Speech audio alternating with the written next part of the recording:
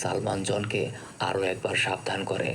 যদি সে বিশ্বাস না করে তাহলে সমস্যা নেই, কিন্তু যাই হয়ে যাক তাদের সম্পর্কে যেন কোনো উল্টাপাল্টা কথা না বলে, কারণ এতে তারা রেগে যেতে পারে।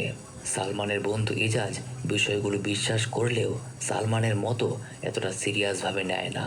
একসময় ইজাজ তাদেরকে একটা গল্প শোনাতে শুরু করে, যে গল্প ছোটবেলায় তার দাদি তাকে শুনিয়েছিল। আসলে ইজাজ এবং তার পরিবার এই পরিত্যক্ত গ্রামে বসবাস করত।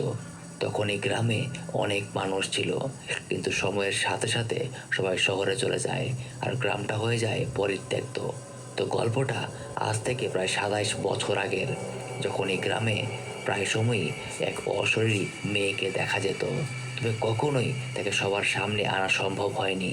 সেই মেয়েটা নাকি অর্ধেক জিন আর অর্ধেক মানুষ, কিন্তু যেহেতু তার মাঝে মানুষের অস্তিত্ব ছিল, তাই একটা নির্দিষ্ট সময় পর তার মাঝে কাম ভাব জেগে ওঠে, যার কারণে সে ওই গ্রামেরই এক জেলের প্রেমে পড়ে যায় আর তার সাথে শারীরিক সম্পর্কে লিপ্ত হয়, যাতে করে তার গর্ভে সন্তান চলে আসে এবং একটা সময় পর সে তার সন্তান প্রসব করে, যে সন্তানটা তারই মতো অর্ধেক জিন আর অর্ধেক মানুষ।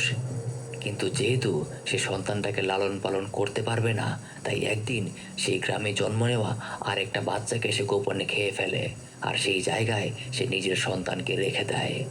সকালবেলা সেই বাচ্চার মা বাচ্চাটাকে দেখেই বুঝে যায় যে এটা তার সন্তান নয়, বড়ই অস্বাভাবিক সেই বাচ্চাটা।